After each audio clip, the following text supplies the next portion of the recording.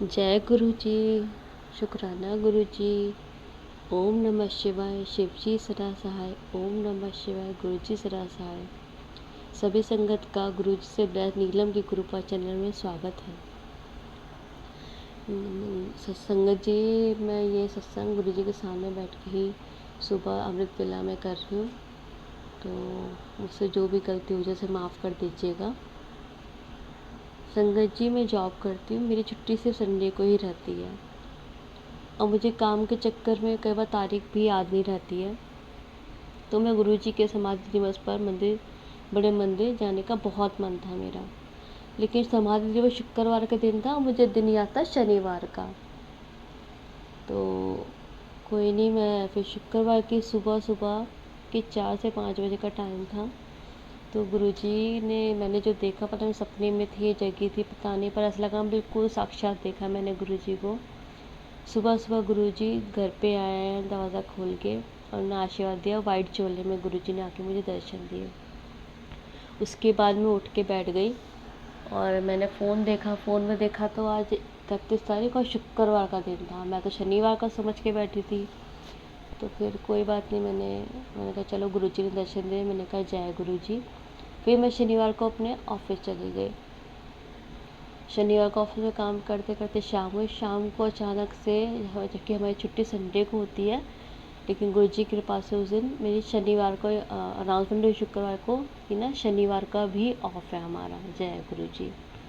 तो मैं वहाँ से ऑफिस से निकली घर के लिए, तो अचानक मेरी मम्मी का कॉल आता है कि नीलम, तेरी चाची की ना तबीयत ख़राब है, ऑपरेशन हुआ है उनका, तो उन्हें देखने जाना है। मैंने कहा चलो मम्मी, आपको बताऊँगी, मैं अभी घर पहुँच के बताती हूँ। मैं फिर घर में अपने कामों में लग गई। फिर शनिवार को मैंने सुबह सुबह पूजा कर रही थी, तो मैंने सोचा चलो शनिवार को चाची को दिखाएंगे। और संडे को मेरे पति की भी छुट्टी रहती है, मेरे अंकल जी की छुट्टी रहती है। और मैंने कहा बच्चों का संडे को चलेगा, समाधि दिवस सबने कल ही क्या है, और मैं संडे को चली जाऊँगी मंदिर। मैंने ऐसा दिमाग में सोचा। तो मैंने मम्मी को फ़ोन किया, मम्मी शनिवार को आज तैयार हो जाओ, चाची को देखने चल रहे हैं। मम्मी ने कहा तेरी छुट्टी है? मैंने कहा हाँ, मैं छुट्टी मिल गई मुझे ऑफिस से। लेकिन मैं पूजा कर रही थी मंदिर में, तो मैंने गुरु जी से कहा, गुरु जी आप ना मुझसे नाराज़ हो के आजकल आप मुझे दर्शन नहीं देते हो। अगर आप मुझसे नाराज़ नहीं ना, आज मुझे रास्ते में ना किसी रूप में दर्शन देना।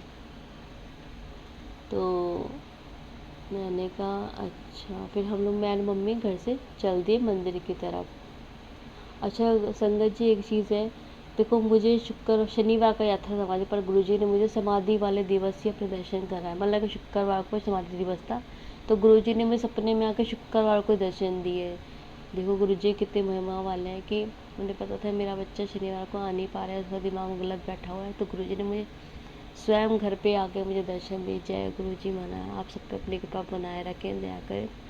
तो संगत जी, मेरी मम्मी और मैं निकल पड़े घर से चाची के घर के लिए। तो चाची घर में उनका नया घर था, मैं पहली बार जा रही थी, बहुत दूर था। तो मेरी मम्मी निकल के घर से, तब मन में सिर्फ ये था कि चाची घर जाएंगे और वापस आएंगे, वरना गुरु जी से बोलते कि रास्ते में मुझे दर्शन देना अगर मुझसे नाराज़ नहीं है तो। पता नहीं क्यों रास्ते में जाते जाते इतना मन मेरा मंदिर जाने के लिए करा। मैं मम्मी से बात करते जा रहे, मैंने कहा मम्मी अगर हम चाची घर से फ्री हो जल्दी तो मम्मी के ना वो बड़े मंदिर चल देंगे। हमने कहा देखते हैं। तुम चाची घर पहुँचे और मैंने रास्ता देखती जा रही थी, रास्ते के कहाँ तक गुरुजी के मंदिर का रास्ता पड़ेगा। तो आधा रास्ता गुरुजी के मंदिर का ही था, आधा से रास्ता थोड़ा सा कट गया था अलग। तो चले गए हम चाची के घर, वहाँ से खाना पीना खाया, बात बात करी, मिल के 4 बज गए हमें। हम फिर चाची के घर से निकले अपने घर आने के लिए। तो बस स्टैंड पर खड़े हुए थे हम लोग।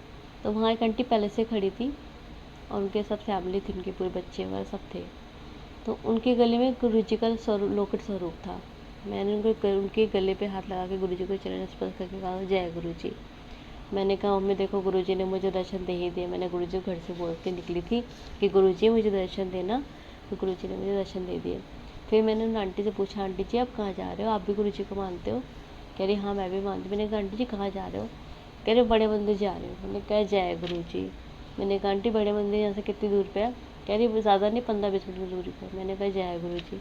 कि मंदिर जाने का हमारा भी मन था, लेकिन हमें तो रास्ता ही नहीं पता चाची घर, तुम तो अपने घर के आधे रास्ते जाती, फिर वहाँ से जाने की सोच रही थी। मैंने कहा गुरुजी देखो रास्ता अपने आप बनाते हैं। फिर उन आंटी के साथ लग के हम भी मंदिर पहुँच गए। मैं तो बस गुरुजी से ये मांगा था, गुरुजी आके मुझे किसी न किसी रूप में दर्शन दे, पर गुरुजी तो मुझे अपने बड़े मंदिर ही बुला के रखा। और मौसम भी उस दिन बहुत प्यारा था। और संगत जी आप यकीन मानोगे, मैंने गुरुजी को समाधि दिवस वाले दिन सफ़ेद चोले में आके गुरुजी ने मुझे दर्शन दिए। और जब मैं बड़े मंदिर पहुंची ना गुरुजी, संगत जी आप वहाँ यकीन नहीं मानोगे, वहाँ सारी डेकोरेशन गुरुजी के समाधि स्वरूप पे सफ़ेद रंग के वस्त्र पहना रखे थे, बड़े मंदिर के अंदर भी और समाधि में भी। और सारे सफ़ेद रंग की ही डेकोरेशन थी। जय गुरु जी, मतलब गुरु जी ने सेम वही स्वरूप में दर्शन दिए शुक्रवार को जो बड़े मंदिर में बनाया पहनाया था, और वही सजावट हुई थी, वही रूप में वही सफ़ेद कपड़ों में मुझे दर्शन दिया गया। जय गुरु जी। तो सभी संगत जी का बहुत बहुत कृपा है, गुरु जी की सब पे अपनी कृपा बनाए रखें। गुरु जी बहुत महिमा वाले हैं। गुरु जी मुझसे कोई भी सत्संग कहने में गलती हो गई उसे माफ़ कर देना। और मैं अपनी वाणी को यही विराम देना चाहूँगी, और साथ में गुरु जी का मंत्र जाप करते हैं। ओम नमः शिवाय, शिव जी सदा सहाय। ओम नमः शिवाय, गुरु जी सदा सहाय।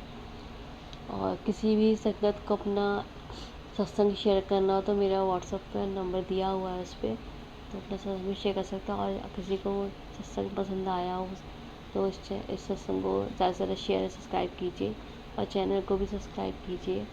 जय गुरु जी, शुक्राना गुरु जी।